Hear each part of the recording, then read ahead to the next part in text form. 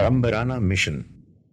پیغمبر اسلام صلی اللہ علیہ وسلم کا مشن یا نصب العین کیا تھا؟ یہ بلا شبہ نہایت اہم سوال ہے۔ اس کو علمی طور پر متعین کرنے کے لیے قرآن و سنت کا گہرا مطالعہ ضروری ہے۔ اسلامی مصادر کے گہرے مطالعے کے بغیر اس کو درست طور پر متعین نہیں کیا جا سکتا۔ اس مطالعے کے سلسلے میں سب سے پہلے بنیادی رہنما اصول کا تعین بہت ضروری ہے۔ ایک، اس سلسلے میں سب سے پہلا رہنما اصول یہ ہے کہ اس سوال کا صحیح جواب صرف وہ ہو سکتا ہے جس کو براہ راست نص کے ذریعے اخذ کیا گیا ہو۔ استنباطی نوعیت کا استدلال اس ضمن میں ہرگز کارآمد نہیں۔ استنباطی استدلال یا بالواسطہ استدلال صرف جزئی یا فروعی امور میں کارآمد ہوتا ہے، مگر مشن یا نصب العین کا تعلق اساسی معاملے سے ہے، اور اساسی معاملے میں استنباطی استدلال ہرگز کارآمد نہیں ہو سکتا۔ مثال کے طور پر اگر کوئی شخص یہ کہے کہ پیغمبر اسلام کا مقصد اسلامی حکومت قائم کرنا تھا اور اس کی دلیل وہ قرآن کی اس آیت سے اخذ کرے، لقد ارسلنا رسولنا بالبینات وانزلنا معهم الکتاب والمیزان لیقوم الناس بالقسط وانزلنا الحدید فیہ بأس شدید ومنافع للناس وليعلم اللہ من ینصرہ ورسلہ بالغیب ان اللہ قوی عزیز۔ سورہ الحدید آیت 25۔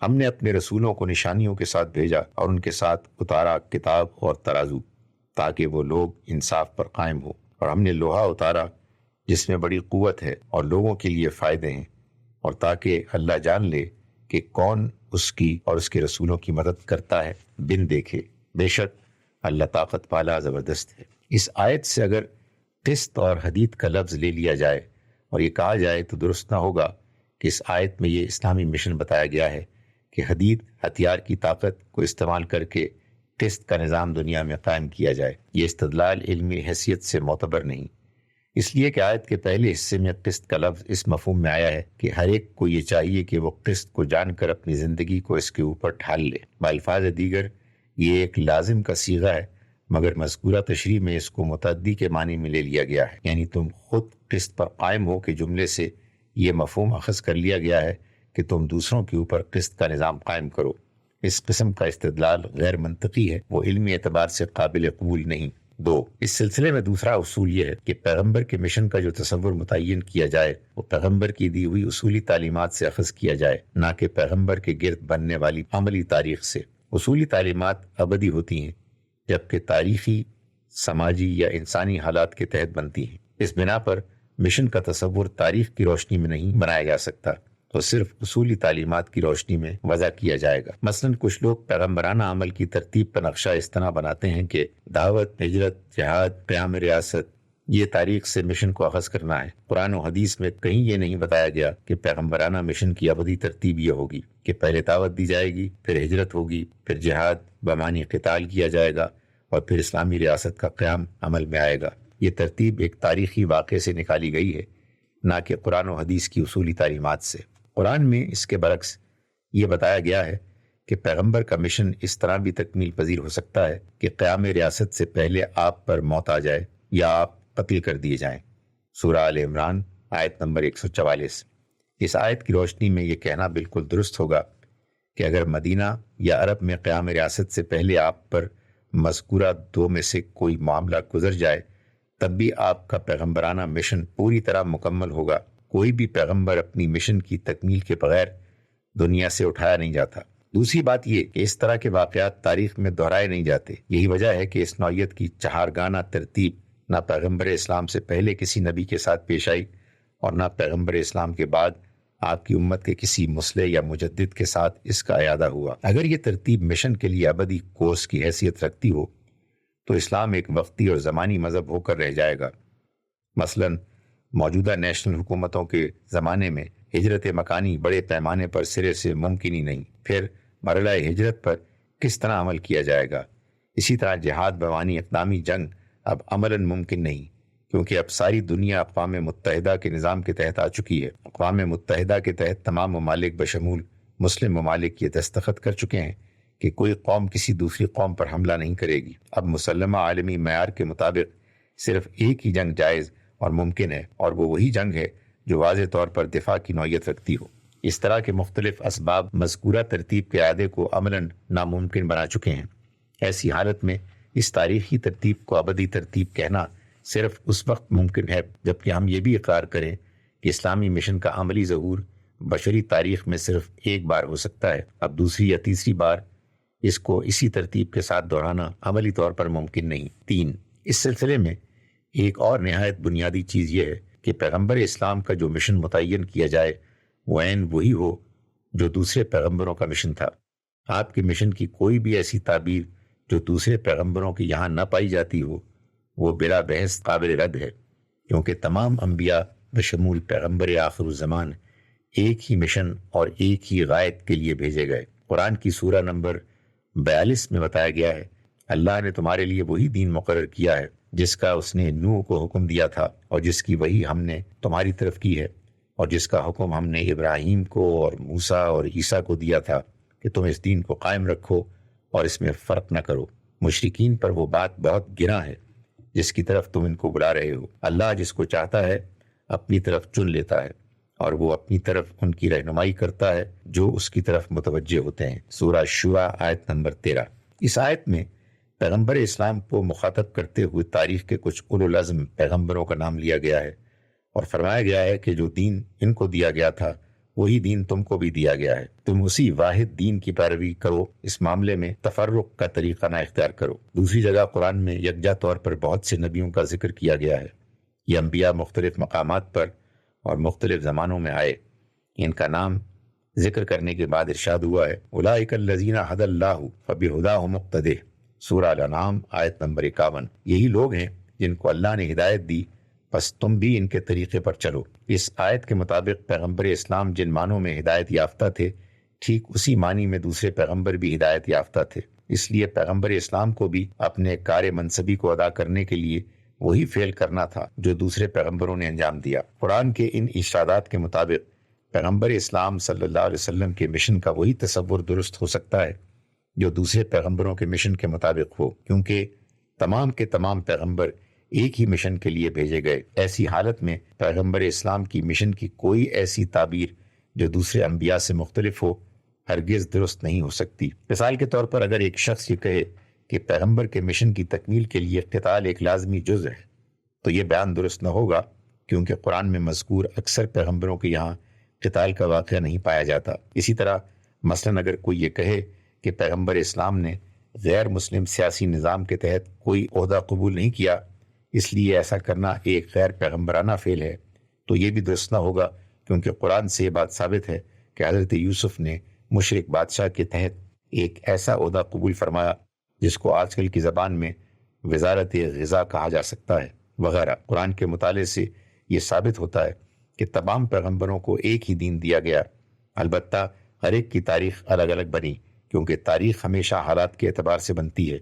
اس بنا پر زیادہ صحیح بات یہ ہے کہ پیغمبروں کی تعلیمات کی حیثیت اصولی دین کی ہے اور ان کی تاریخ اس کے مقابلے میں دین کے اضافی جز کی حیثیت رکھتی ہے. پیغمبرانہ مشن کو جاننے کے لیے قرآن کا مطالعہ کیا جائے اس معاملے میں سب سے زیادہ واضح آیت وہ ہے جو قرآن میں 4 مقام پر آئی ہے. ایک جگہ حضرت ابراہیم کی دعا کے طور پر سورہ البقرہ آیت نمبر 129 اور دوسرے مقامات پر عمومی انداز میں آپ کی بعثت کا مقصد بتاتے ہوئے اس آیت میں ارشاد ہوا ہے وَالَّذِي بَعَثَ فِي الْأُمِّيِّينَ رَسُولًا مِّنْهُمْ يَتْلُو عَلَيْهِمْ آيَاتِهِ وَيُزَكِّيهِمْ وَيُعَلِّمُهُمُ الْكِتَابَ وَالْحِكْمَةَ وَإِنْ كَانُوا مِنْ قَبْلُ لَفِي ضَلَالٍ مُّبِينٍ. سورہ الجمعہ آیت نمبر 2.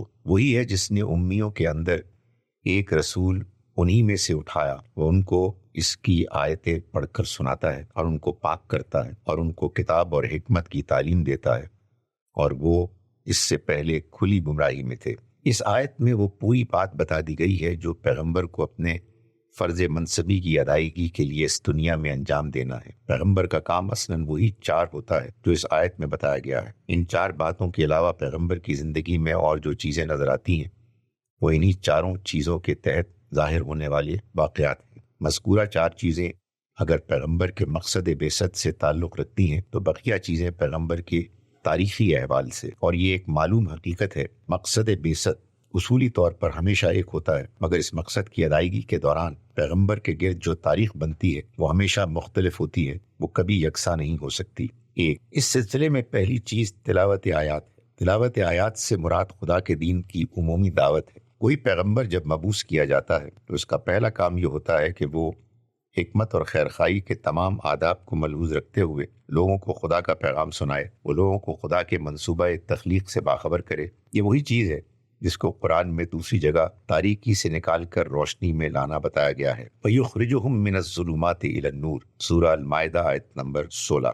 تلاوت آیات سے مراد یہ نہیں ہو سکتا کہ پیغمبر لوگوں کو پورا قرآن سناتا ہے، کیونکہ دعوت کا یہ عمل پیغمبر کے ظہور کے بعد ہی شروع ہو گیا، جبکہ اس وقت پورا قرآن آج کی طرح مدون صورت میں موجود نہ تھا۔ حقیقت یہ ہے کہ تلاوت آیات سے مراد اساسات دین کی تبلیغ ہے، یعنی توحید، رسالت اور آخرت۔ دعوت کا عمل حقیقتاً اساسات دین سے لوگوں کو باخبر کرنے کا عمل ہے۔ شریعت کے تفصیلی احکام کا خطاب ایمان لائے ہوئے لوگوں سے ہے، نہ کہ ان لوگوں سے جو ابھی دائرہ ایمان میں داخل نہیں ہوئے۔ 2، پیغمبرانہ مشن کا دوسرا جز وہ ہے جس کو مذکورہ آیت میں تزکیہ کہا گیا ہے۔ تزکیہ سے مراد وہی چیز ہے جس کو موجودہ زمانے میں تربیت کہا جاتا ہے، یعنی آدمی کی ذہنی سوچ اور اس کے قلبی میلانات کو اس طرح اصلاح یافتہ بنانا کہ وہ خدائی راستے پر یکسوئی اور قلبی اطمینان کے ساتھ چل سکے۔ تلاوت آیات میں اگر دائی کا نشانہ یہ ہوتا ہے کہ وہ لوگوں کی بے خبری کو توڑے اور دلائل کے ساتھ ان کو اپنے پیغام کی صداقت پر مطمئن کرے، تو تزکیے کے عمل میں پیغمبر کا نشانہ یہ ہوتا ہے کہ وہ لوگوں کے ذہنی اتفاق کو عمل میں تبدیل کرے، وہ لوگوں کے روحانی احساس کو جگائے اور ان کے اندر حقیقی کردار کی صفت پیدا کرے۔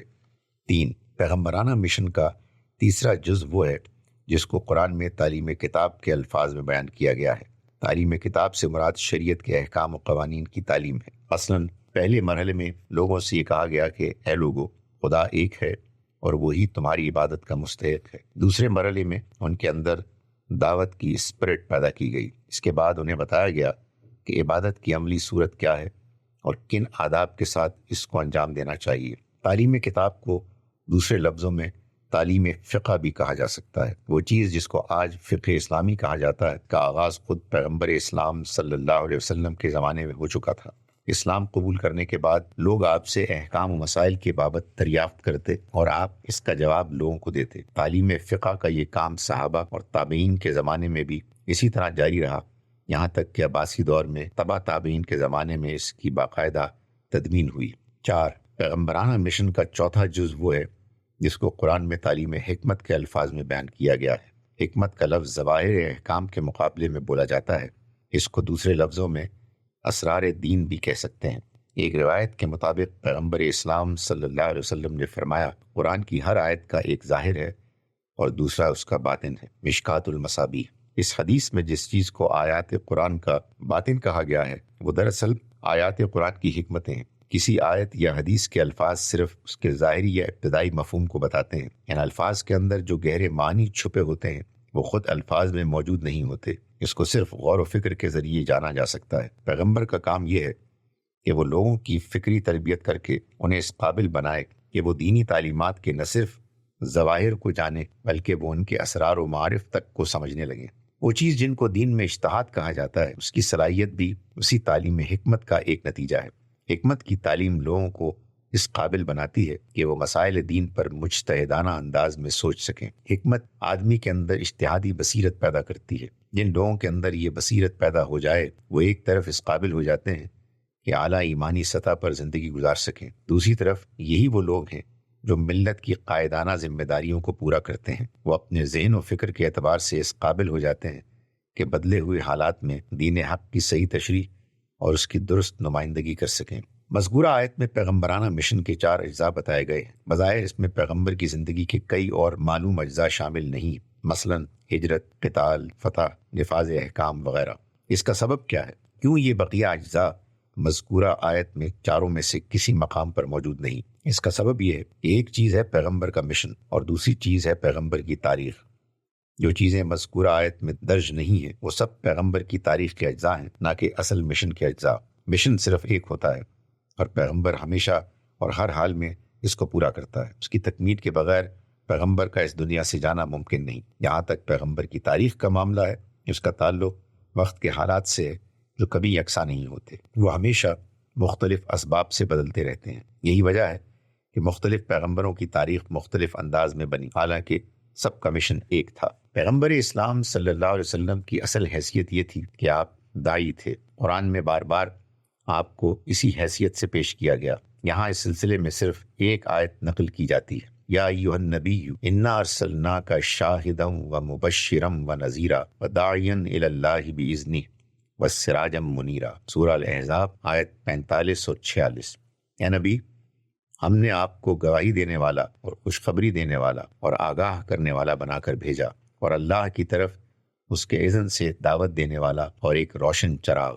اس قسم کی آیتوں سے یہ ثابت ہوتا ہے کہ پیغمبر اسلام کا مشن ایک دعوتی مشن تھا۔ آپ کا مشن اصلاً تبلیغ تھا، نہ کہ کسی قسم کے سیاسی اقتدار کا قیام۔ یہ درست ہے کہ آپ کی زندگی میں دعوت و تبلیغ کے علاوہ دوسرے کچھ اجزاء بھی جمع ہوئے، مگر ان دوسرے اجزاء کی وہی تشخیص درست ہوگی جو آپ کے مشن کی دعوتی حیثیت کو مجروح نہ کرتی ہو۔ اس لیے یہ کہنا صحیح ہوگا کہ پیغمبر اسلام اصلاً داعی اور مبلغ تھے۔